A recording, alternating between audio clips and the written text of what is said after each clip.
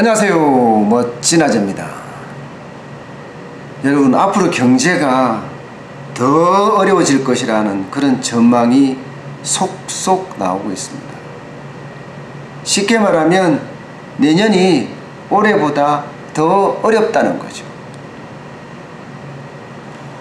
와, 지금도 어렵잖아요.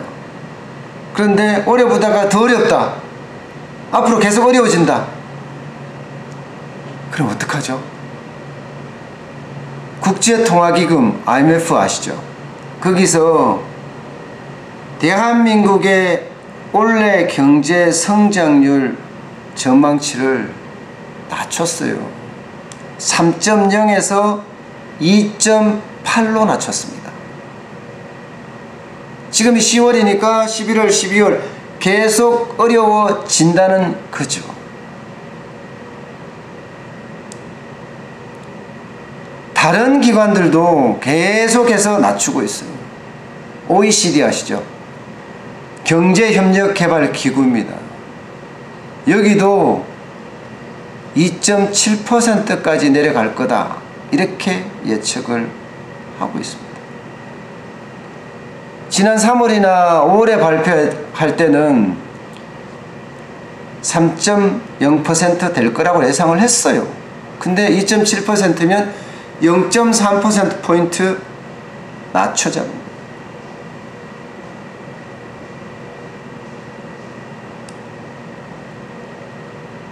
문제는 내년이잖아요. 내년이 더 어려워질 거라니까. IMF 같은 경우는요, 아예 2.6%로 잡았어요.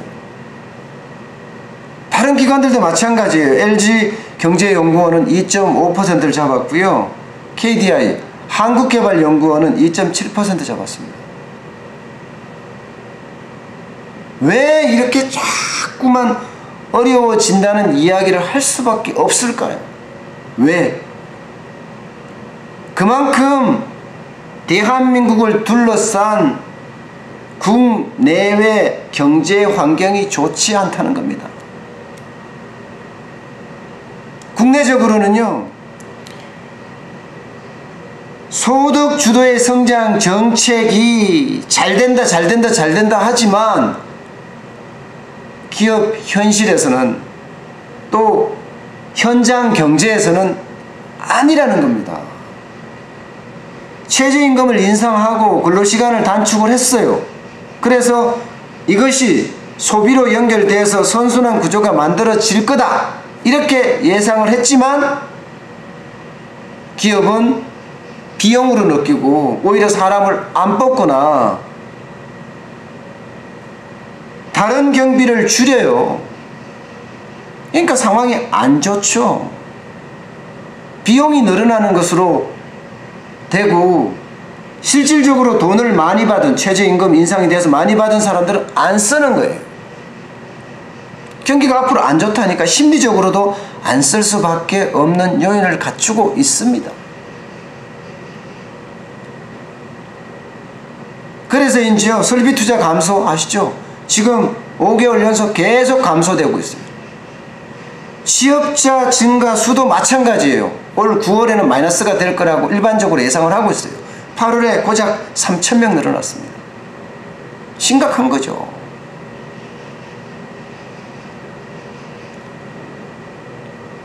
또 있습니다.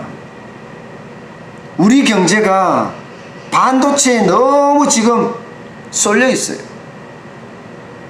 쏠림 현상이 심하니까 경제연구소나 국제연구기관들도 이거 반도체가 무너지면 한국 경제 위험해진다, 이렇게 판단할 수가 있잖아요. 게다가 올 12월부터 시작을 해서 중국 반도체 기업들이 생산을 시작을 합니다. 그리고 그 제품들이 시장에 나오기 시작할 거예요, 내년에는요.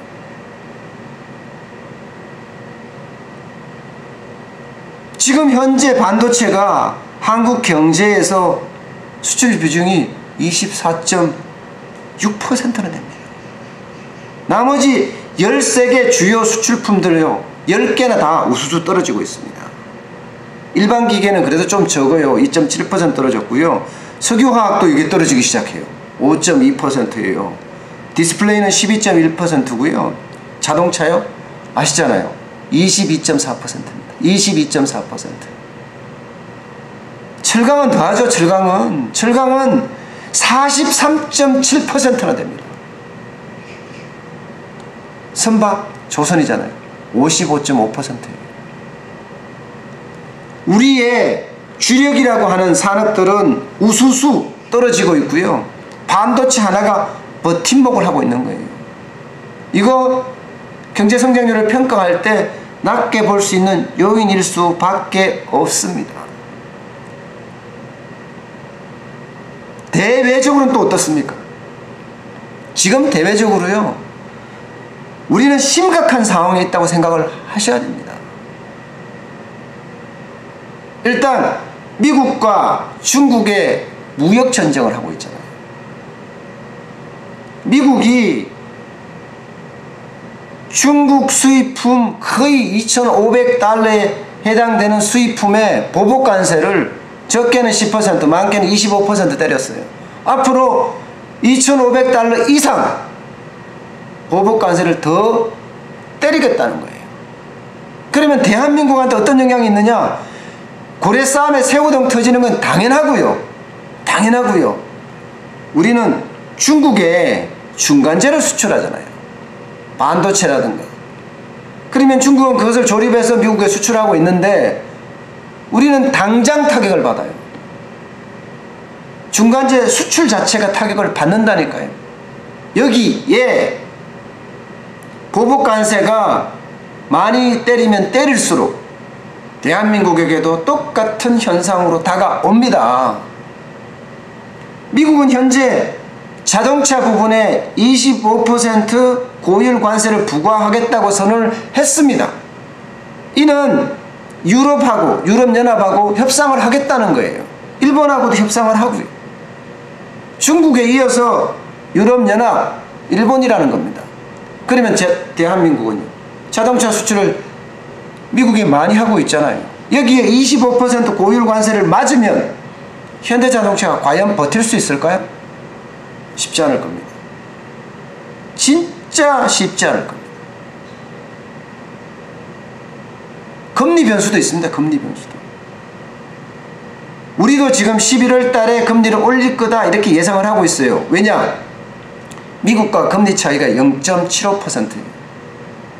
그러면 0.25% 정도가 되면 자본 유출이 15조 정도 일어난다고 하는데 0.75%면요.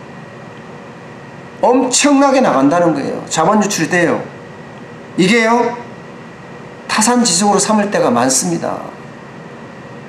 아르헨티나 지금 IMF 구제금융 받았죠. 파키스탄도 구제금융 대열에 합류를 했다고 합니다. 미국이 금리를 올리니까 자본이 유출되면서 신흥국의 위기가 점점 다가오고 있습니다. 대한민국 신흥국이에요. 거기에 선두주자일지 모르지만. 그러니 대내외적으로 환경이 이렇게 나쁘니 모든 연구기관들이 낮추고 하는 거예요. 자, 그러면 우리는 어떻게 해야 될까요? 이 와중에 글쎄요, 워낙 큰 덩어리가 침체가 되니까 달리 무슨 방법이 없다 이런 생각이 불쑥 드네요. 일단은 대출을 줄여야 되는데 줄일 방법이 있을까요? 어쨌든 대출은 분명히 줄여야 됩니다. 금리는 인상될 거고 여기에 부담이 너무 많아지니까 대출은 분명히 줄여야 됩니다. 또한 판로 개척도 해야 됩니다. 제가 오미래 소고기 국밥집을 운영하면서 매장에서만 판매하고 있는 것이 아니잖아요. 배달 판매도 하고 포장 판매도 하고 인터넷 택배 판매도 하고 전화 판매도 합니다. 이런 것처럼 판매 채널을 늘려야 됩니다. 그래서 매출을 조기에 확대되는 방안을 찾아야 됩니다. 다시 말해서 국가적으로 말해서는 수입선 다변화 정책을 빨리 펼쳐야 합니다. 그래서 새로운 시장들을 개발해야 해요. 인도나 남미나 북미나 동남아나. 또한 외교적인 노력 가서 설득해야죠. 대한민국은 미국의 우방이다. 이렇게 고율 관세를 때리면 대한민국 자체도 위험해질 수 있다 하고 충분한 대한민국의 경제 상황을 설명을 하고 고율 관세를 맞지 않게끔 외교적 노력을 기울여야죠. 그 방법 외에는 없습니다. 우리 같은 자영업자 소상공인은 대출을 줄이고 판매 채널을 확대하고 뭔가 생존할 수 있는 방법을 찾아내는 것, 차별화시키는 것, 이것이고요. 국가적으로 봤을 때는 새로운 시장을 개척을 하고요. 또 기업들이 잘할 수 있게끔 친기업 정책을 펼치고요. 마지막으로 강력한 외교력을 발휘를 해서